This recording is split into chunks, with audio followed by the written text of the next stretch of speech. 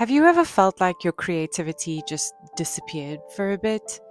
Like the ideas aren't flowing like they used to? Or you sit down to create and nothing happens? It could be writer's block, a creative burnout, or just a season in your life when that spark just isn't there. Hello, creatives. I'm Candice, and welcome to Forest Feather Fashion. Recently, I started to feel my creativity come back, and I realized it was just because of a few small shifts that I started doing. So I would love to share these with you today, because whether you're a creative person, feeling a little stuck, or experiencing writer's block, these small things can really help bring that spark back and allow your creative energy to start flowing again. I think so many of us go through this at some stage in our lives. For me, this showed up during pregnancy and early postpartum. I'm a new mom, and as someone who's always loved being creative, it felt strange to suddenly feel disconnected from that part of myself. But this doesn't just happen in motherhood. It can happen when life feels overwhelming, when you're tired, your routine changes, or even when you're just doing too much for too long. The first thing that really helped me was resetting my mind and space. I used to think creativity came from being active and doing something, but actually, I found it starts way before that.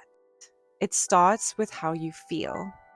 I suggest getting dressed for the occasion, even just into something comfortable but intentional. Open the windows, let some light and fresh air in.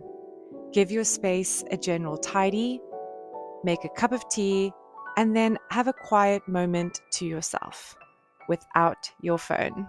You will notice that you feel different, a sense of space and calmness around you. And even now, as a new mom, these quiet moments aren't always easy to find. But even a few minutes can make such a difference. Weather permitting, a walk outside can do wonders for clearing your mind. Doing some breathing exercises and even meditation can help quiet the noise in our lives. And I've noticed that when I create space in my mind, creativity starts to come back on its own. The second thing that's made a big difference is keeping creativity within reach. I don't always have long stretches of time to dedicate to a project. And if something feels like it requires too much effort to start, then it won't happen. So I created a small basket of hobbies. I keep things like my crochet, embroidery, a notebook to jot some ideas down, all in one place. And it sounds simple, but it's changed everything. Because instead of needing to set things up, I can just reach for something and begin. I think removing these small barriers can make creativity feel so much more natural again. The third thing is allowing creativity to be small. This has probably been the biggest shift for me. Before, I had this idea that creativity needed a large chunk of time, that I needed a full morning or a clear afternoon to really get into it. But now, life looks different. Especially as a mom, I have little snippets throughout the day. Moments when my baby is sleeping, or the rare moments when she entertains herself. Small windows that come and go. And instead of waiting for the perfect time, I've started using those small moments.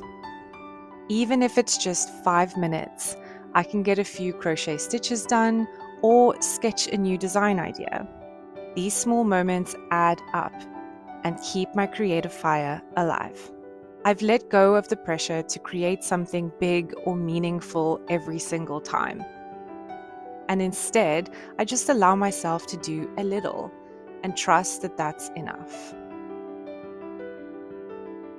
And the last thing that's really helped me is creating from a place of gratitude. For a while, I think I was trying to force creativity to come back, wanting to feel myself again, wanting that flow to return back exactly as it was before.